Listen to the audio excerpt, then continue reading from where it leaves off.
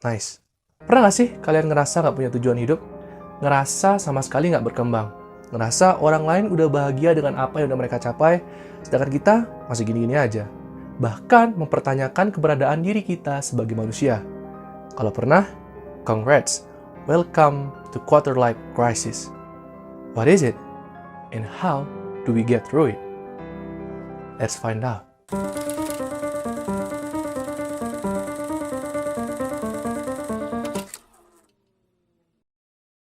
So, apa itu quarter life crisis? Untuk memahami istilah tersebut, kita harus tahu bahwa ada satu fase yang pasti akan kita temui, yaitu dewasa. Ya sederhananya berarti matang secara psikologis dan fisik. Menjadi dewasa merupakan keharusan bagi semua orang. Dan dalam proses tersebut, tak jarang kita mengalami krisis jati diri. That's quarter life crisis. Oke, kita sederhanakan definisinya biar gampang dimengerti ya.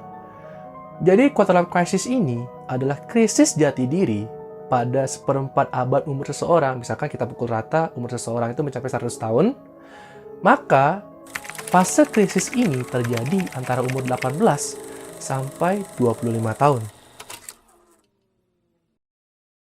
Lalu kalian pasti bertanya-tanya, mengapa quarter life crisis ini bisa terjadi? Apa tanda-tandanya? Dan apa pengaruhnya untuk hidup kita ke depannya? Nah, berdasarkan riset kecil-kecilan yang aku lakuin, quarter life crisis ini bisa terjadi setidaknya karena 4 hal berikut. Yang pertama, perencanaan karir dan masa depan. Berbicara soal masa depan itu emang mengkhawatirkan. Mungkin sejak SMA kita udah banyak banget ketemu pilihan yang menentukan masa depan. Misalnya mau kuliah di mana, ngambil tingkatan apa, jurusan apa, target lulus berapa lama, habis lulus nanti mau lanjut studi atau nikah aja, dan masih banyak banget pilihan yang kita temui. Pilihan ini tentu memancing anxious, insecure, dan satu hal yang sangat digandrungi oleh para sad boy dan sad girl, apalagi kalau bukan overthinking. Inilah salah satu hal yang bisa menjadi penyebab quarter life crisis. Yang kedua, ekspektasi dari dan kepada orang lain. Ekspektasi ini merupakan hal yang cukup rumit buat diomongin, di mana kita berekspektasi terhadap apa yang ingin kita raih berdasarkan apa yang kita lihat di kehidupan orang lain. Sedangkan orang lain punya ekspektasi terhadap setiap tindakan yang kita ambil yang mempunyai dampak terhadap kehidupan kita. Contoh, kita ngelihat teman kita atau orang lain punya kehidupan sosial yang baik, ikut organisasi, punya prestasi, punya pasangan yang mendampingi.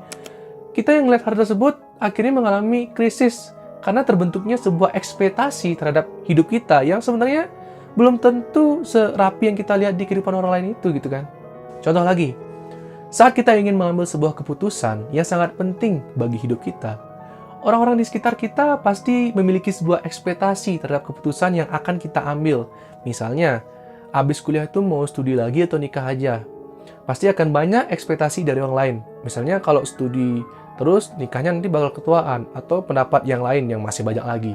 Hal ini tentu membuat kita tidak bebas dalam menentukan masa depan kita dan menentukan pilihan yang berujung pada quarter life crisis. Yang ketiga, pergaulan yang mengerucut. Dalam menjalani hidup, tentu kita harus bergaul karena jelas kita adalah makhluk sosial. Dalam perjalanan mencari pergaulan tersebut, seperti saat kita sekolah, kita mungkin punya banyak teman, seperti teman les, teman kelas, teman main game, dan berbagai jenis teman yang lain. Teman fake, nggak termasuk. Tapi, tanpa kita sadari, semakin kita dewasa, sebenarnya pergaulan kita itu semakin mengerucut. Teman yang benar-benar teman itu akan semakin dikit jumlahnya. Yang awalnya punya moto solidaritas tanpa batas, akhirnya cuma jadi orang yang sekedar terlintas. Ini tentunya menjadi sebuah problem dan memiliki ending quarter life crisis tadi. Kenapa? Karena kita hanya punya diri sendiri sebagai tempat bercerita, sebagai tempat berkeluh kesah. Yang terakhir atau yang keempat yang menjadi pembentuk sad boy dan sad girl di dunia ini. Yap, bener banget, apalagi kalau bukan relationship.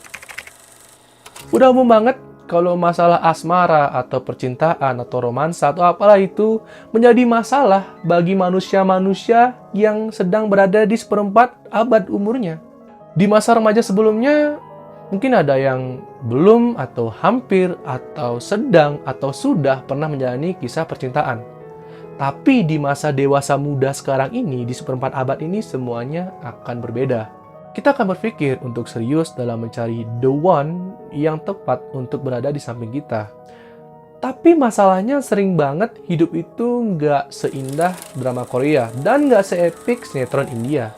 Kadang kita punya keraguan terhadap suatu hubungan dan malah banyak yang nggak terlibat dalam suatu hubungan alias single atau jomblo gitu. Mungkin ada orang yang bisa enjoy the moment di situasi seperti itu. Tapi nggak banyak juga yang malah jatuh, nggak bisa bangkit lagi, dan akhirnya harus menghadapi krisis dalam dirinya yang akhirnya berimbas ke seluruh aspek kehidupannya. Dan itulah quarter life crisis. Kita udah tahu apa penyebab quarter life crisis ini bisa terjadi. Dan sekarang kita harus tahu juga apa tanda-tanda quarter life crisis ini singgah ke hidup kita. Yang pertama, bingung soal masa depan. Jadi kita nggak tahu mau jadi apa dan nggak kebayang hidup kita nanti ke depannya bakal kayak gimana. Kedua, ngerasa terjebak di situasi yang nggak disukai. Pokoknya ngerasa nggak asik aja ngejalanin aktivitas sehari-hari. Ngerasa kurang motivasi, ngerasa terbebani. Ketiga, sulit mengambil keputusan ketika dihadapin dengan suatu pilihan. Ini biasanya karena kita takut ngambil resiko karena terbentuk sebuah ekspektasi tadi. Dan yang terakhir, khawatir tertinggal karena ketidakpastian dalam hidup kita sendiri. Ngerasa diri nggak berkembang daripada orang lain, tapi ya gitu, nggak tahu harus mulai dari mana. Berdasarkan tanda-tanda yang udah aku sebutin barusan, kalau kalian ngerasain hal-hal tersebut, tentunya kalian harus cari tahu gimana cara ngatasinya. Cara untuk lepas dari quarter life crisis ini. Berikut aku pengen ngasih beberapa saran yang lagi aku jalanin juga saat ini, dan aku pingin kalian yang ngerasain hal yang sama untuk mencoba apa yang aku bagikan kali ini. Yang pertama, kenalin diri lebih dalam. Ketimbang ngebandingin diri sendiri dengan orang lain yang udah jelas-jelas beda, cari tahu apa yang kita mau, cari tahu apa kelebihan dan kekurangan kita. Cari tahu juga apa kita udah mencapai hal yang kita inginkan itu atau belum. Kalau udah, ya bagus, lanjutkan. Tapi kalau belum, tanamkan satu mindset ini, yaitu nggak semua hal itu harus instan. Ada hal yang perlu proses dan salah satunya adalah progres kita berkembang. Jadi, berusaha lebih baik dari kita yang kemarin, bukan orang lain. Yang kedua, setelah kita tahu mau apa, saatnya kita ngerubah yang awalnya mimpi jadi rencana dan akhirnya jadi tindakan. Ubah yang awalnya keraguan jadi suatu kepastian tindakan. Mulai dari buat target per hari atau per minggu, per bulan, per tahun, dan dengan rentang interval yang bisa lebih panjang lagi. Tapi tetap konsisten. Yang ketiga, cukup sulit tapi harus disadarin dan juga dipahamin bahwa people come and go. Memang nggak salah kita menaruh kebahagiaan pada seseorang, tapi percayalah, indahnya sebuah pertemuan akan seimbang dengan pahitnya sebuah perpisahan. Jadi, di antara orang-orang yang datang dan masih ada, mungkin bisa kita cari orang-orang yang bisa menjadi pendukung untuk diri kita. Di sisi lain, kita tidak merasa sendirian, dan juga kita siap kalau suatu saat nanti kita ditinggalkan. Dan yang terakhir, yang sangat berdampak dalam jangka pendek, saran dari aku, detox sosial media. Oke, aku paham, sosial media itu penting banget buat kita untuk menemukan informasi yang penting.